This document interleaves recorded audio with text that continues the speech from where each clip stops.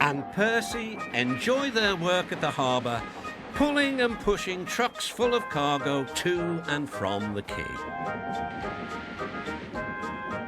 But one morning, the engines were exhausted. The harbour was busier than ever.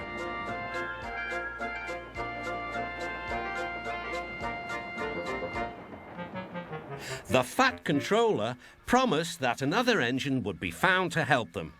"Huh, it's about time," said Percy. "I ache so much I can hardly get my wheels to move," agreed Duck. They waited for the engine to arrive. It came as a shock when he did. "Good morning," squirmed Diesel in his oily voice. The two engines had not worked with Diesel for a long time. "What are you doing here?" gasped. "Your worthy fat, Sir Topham Hatt sent me. I hope you are pleased to see me. I am to shunt some dreadfully tiresome trucks." "Shunt where?" said Percy suspiciously. "Where? Why, from here to there," purred Diesel, "and again from there to here. Easy, isn't it?" With that, Diesel, as if to make himself quite clear, bumped some trucks hard. "Woo!" screamed the trucks. "Grrr!" growled Diesel. Percy and Duck were horrified. They did not trust Diesel at all. They refused to work and would not leave their shed. The Fat Controller was enjoying his tea and ice bun when the telephone rang. "So there's trouble in the harbour yard? I'll be there right away." Diesel was working loudly and alone. Cargo lay on the quay. Ships and passengers were delayed. Everyone was complaining about the Fat Controller's railway.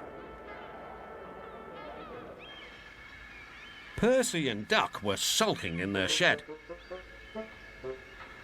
"What's all this?" demanded the Fat Controller. We're on strike, sir," said Percy. "Yes," added Duck. "Beg pardon, sir, but we won't work with Diesel, sir." Then, in a quiet, hurt voice, he added, "You said you'd sent him packing, sir." "I have to give Diesel a second chance. I am trying to help you by bringing Diesel here. Now you must help me. He was the only engine available." Percy and Duck went sadly back to work. Next morning, things were no better.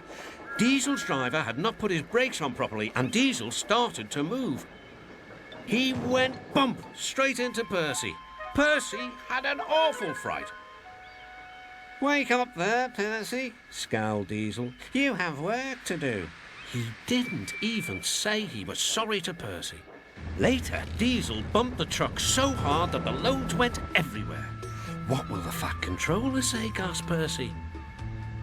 "He won't like it," said Duck.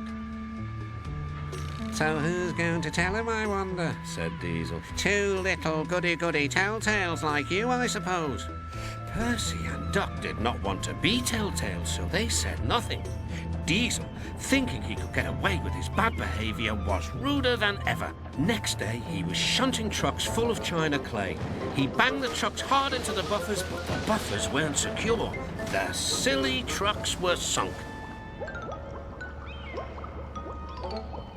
Soon, the Fat Controller heard the news. The trucks were hoisted safely from the sea, but the clay was lost. The Fat Controller spoke severely to Diesel. "Things worked much better here before you arrived. I shall not be inviting you back." "Now, Duck and Percy, I hope you won't mind having to handle the work by yourselves again." "Oh, no, sir. Yes, please, sir," replied the engines. Whistling cheerfully, they puffed back to work, while Diesel sulked slowly away.